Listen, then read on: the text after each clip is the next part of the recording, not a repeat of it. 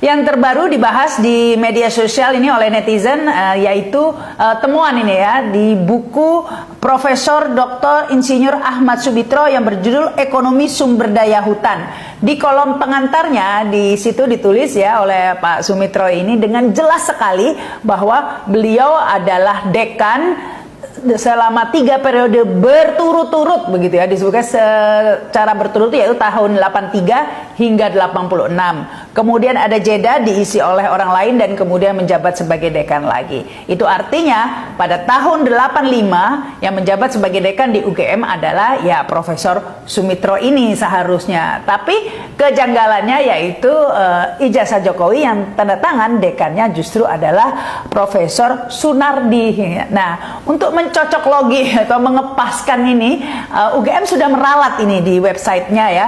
Jika sebelumnya disebut bahwa Pak Sumitra ini adalah dekan dari tahun 83 hingga 86. Nah, ini diralat pada tanggal 21 Oktober 2022 demi mencocokkan ya nama dekan ini agar sesuai dengan yang ada di ijazah Jokowi. Ini sejarah dirubah begitu ya.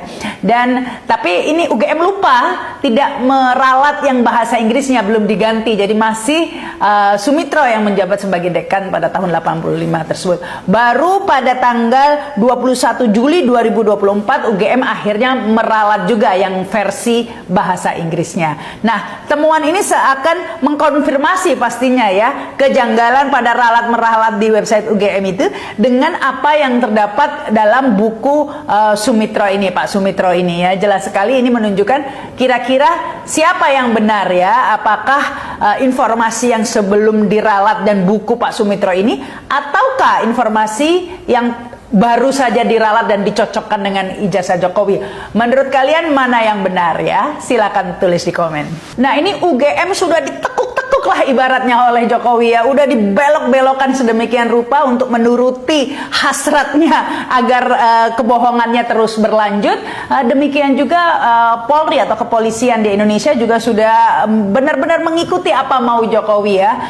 Bahkan ini viral lagi ini di media sosial bagaimana Kapolrinya sampai salim begitu ya, cium tangan kepada Pak Jokowi, menunjukkan betapa bahwa sebenarnya kita ini tidak punya kepolisian sebenarnya, nggak punya Polri, karena Polri itu punya Jokowi ya. Orang Indonesia sebenarnya tidak punya polisi, karena yang punya polisi adalah Pak Jokowi. Semuanya hanya untuk menuruti kemauan atau kepentingan penguasa, sehingga ini yang menyebabkan publik tetap tidak percaya meskipun Bareskrim sudah mengeluarkan rilisnya hasil uji forensik dari Puslap 4 Polri. Namun apa daya, publik tetap tidak percaya ya. Jadi ini UGM sudah dikeluarkan, Polri juga sudah dikeluarkan amunisinya begitu ya.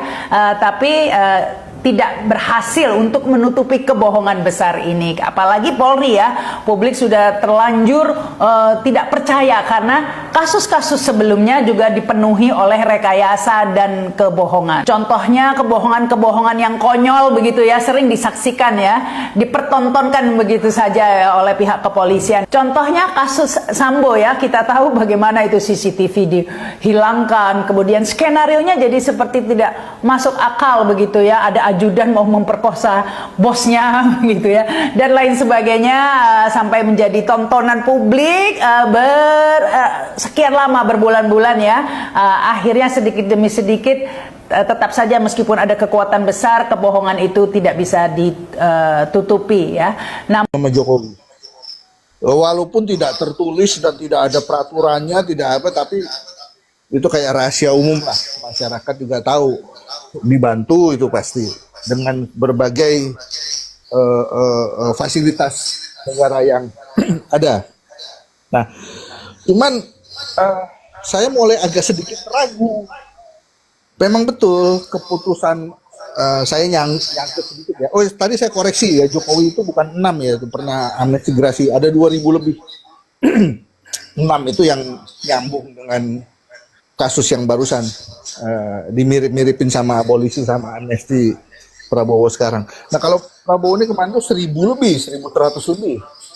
Dan orang-orang yang dibebaskan itu bukan hanya cuma Tom Lembong, tetapi ada namanya Gus Nur. Gus Nur ini adalah orang yang kerjaannya maki-maki Jokowi terus. Itu dibebaskan juga tuh. Dan terakhir dia di sebuah apa sih bikin podcast atau apa dia terlibat tuh, walaupun dia rencananya mau membongkar ijazah palsu, tapi ujung-ujungnya dia masuk karena dianggap apa ya, saya lupa lah, fitnah atau apa begitu, dia masuk. Lalu ada juga tuh yang menfitnah Jokowi, ada mantan dosen atau apa, itu juga didapat amnesti juga. Jadi lah ini kok orang-orang ini yang dapat amnesti nih gitu loh dari Pak Prabowo. Jadi jangan cuma si Hasto. Nah, Hasto dengan ngomong aja, tapi orang-orang itu juga dilepas juga gitu loh. Tapi mungkin itu tidak termasuk dalam perjanjian. Jadi saya meyakini kalau si Prabowo ini mau ganti orang-orangnya Jokowi kan jelas itu, Tito Karnavian, Bahlil, Budi Ari, seperti kayak Budi Ari itu di pengadilan itu jelas-jelas disebut tuh dia terima dana judol. Tapi bagaimana caranya supaya diredam beritanya, tetaplah sampai sekarang, sampai dengan detik ini Budi Ari dipertahankan. Dan cara-cara cara-cara Prabowo itu juga cara cukup pintar juga, seperti gini Bang Atro. Sri Mulyani itu tuh orangnya Jokowi juga. Waduh, saya nggak bisa nih geser Sri Mulyani. Nah, yang dilakukan oleh Prabowo bagaimana? Wah, suka bocornya di mana nih? Bocor di keuangan di Bea Cukai. Impor selundupan masuk terus. Dan kayaknya seharusnya saya ganti menterinya nih. Tapi menterinya saya nggak bisa ganti. Gimana caranya ya? Dirjen Bea Cukainya aja saya ganti. Jadi orang di bawahnya Sri Mulyani langsung dirjennya Bea Cukainya langsung diganti itu bulan Mei kemarin, diganti oleh Jenderal Bintang 3 tuh, Letjen siapa mantan Kopassus juga, yang kenal juga dengan Pak Prabowo. Jadi level di bawah menterinya itu yang diganti dengan orangnya Prabowo. Oke, menterinya nggak gua ganti, tapi orang di bawahnya diganti. Itu cara-cara pintar juga, cara cerdas juga. Nah, itu yang faktanya dilakukan oleh Prabowo. Jadi seandainya pun orang-orang Jokowi itu diganti, saya yakin kemungkinan besar Prabowo akan konsultasi dengan Jokowi. Wah, ini saya ganti sama siapa ya? Kalau Tito Karnavian saya ganti Ahmad Muzani, boleh nggak? Jadi kayaknya sih Prabowo bukan konsultasi dengan Gibran sih nggak akan dianggap itu. Ya dia akan lebih baik konsultasi dengan Jokowinya. Diganti dengan siapa ya? Bahlil mau saya ganti nih, boleh nggak? Digantinya dengan siapa? Jangan-jangan diganti dengan orang Jokowi lagi gitu loh. Kalau disebut orang Jokowi itu banyak sekali, di KPK ada, di MK ada, di MA ada, di daerah-daerah udah ya namanya juga udah 10 tahun ya sudah kuat dia mengakar. Tapi saya melihat ada upaya untuk Prabowo menunjukkan bahwa dialah the real presiden. Hanya gimana caranya saya ambil alih, tapi saya nggak mau konflik. Nah, itu memang agak repot juga itu Pak Prabowo. Jadi saya nggak yakin ada reshuffle. Seandainya ada pun yang ganti ya masih tidak mungkin berlawan dengan Pak Jokowi. Itu aja, Bang Altrof. Ya, terima kasih Bang Galaksi yang sudah menyampaikan komentar dan pandangannya. Halo, selamat pagi sektor KTP. Ya, selamat pagi. Salam sejahtera untuk kita semua. Ya, gimana? Silakan Bang, disampaikan komentar Anda terkait rumor akan adanya reshuffle kabinet ya bulan Agustus ini, konon ini. Bahwa Ketua MPR Ahmad Muzani akan menggantikan posisi dari Pak Tito Karnavian di Kementerian Dalam Negeri. Silakan Bang, disampaikan komentar dan pandangannya. Ya, dari awal masyarakat itu menginginkan memang ada reshuffle di kabinet supaya pemerintahan baru bisa berjalan dengan maksimal, maka ada reshuffle. Iya, buang-buang aja menteri yang udah barang bekas itu kan. Ini agak noise ya. Agak noise ya, Jose. Iya, kita buangkan noise itu. Iya, saya mengatakan bahwa seharusnya memang ada reshuffle tuh. Kan pemerintahan baru seharusnya orang baru, nggak usah pakai barang lama itu. Barang lama mungkin udah jalannya udah nggak maksimal. Tapi saya mengatakan bahwa Prabowo itu diibaratkan dewa Zeus. Dia diibaratkan dewa Zeus, dia mampu membuat kerusakan, dia juga mampu memperbaiki kerusakan itu. Tapi Prabowo tidak hanya dikatakan dewa Zeus, tetapi Prabowo diibaratkan Prometheus. Prometheus adalah orang yang membawa obor, membawa api untuk kehidupan manusia, untuk kelanjutan kehidupan manusia itu. Kan sekarang kan kita lihat dari PDIP yang dulu benci dengan Prabowo, seperti Mbak Luki ini, maaf ya saya singgung sedikit. Sekarang jadi pro Prabowo, ibaratnya begitu tuh. Jadi ada sumber kehidupan. Prabowo tuh ibaratkan dewa Prometheus itu. Bukan dewa ya, Prometheus bukan dewa. Tapi dia yang mencuri api dari tangan dewa untuk diberikan kepada manusia. Supaya manusia itu punya kelanjutan hidup tuh. Karena itu dasarnya. Tapi kalau kita menilai tentang amnesti dan abolisi, sebenarnya itu untuk masyarakat itu apa? Selain daripada obor kehidupan itu tadi, api kehidupan itu tadi. Kalau kita menilai, kalau kita ambil teori dari Jeremy Bentham mengatakan bahwa perbuatan harus dinilai berdasarkan kapasitas untuk meningkatkan kebahagiaan dan mengurangi penderitaan. Dia bilang begitu. Artinya kebijakan itu secara kapasitas dia mampu mengurangi penderitaan dan membawa kebahagiaan itu. Sekarang kita bertanya, apakah di balik keputusan itu kebahagiaan kita makin bertambah atau makin berkurang itu? Itu kan pertanyaan kita kan. Maka untuk menilai sebuah kebijakan, kata Jeremy Bentham cuma itu, untuk mengukurnya, melahirkan kebahagiaan dan mengurangi penderitaan. Sekarang kita bertanya, siapa yang bahagia dan siapa yang menderita? Kan itu dasarnya kan.